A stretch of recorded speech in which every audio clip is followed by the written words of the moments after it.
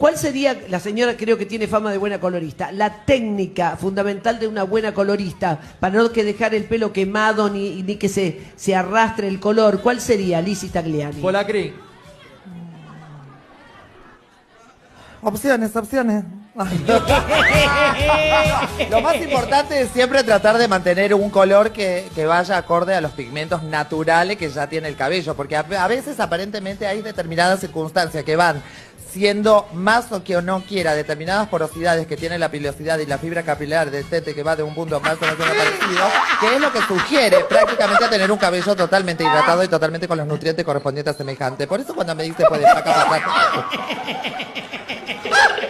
Yo a todas le digo lo mismo. Muy bien.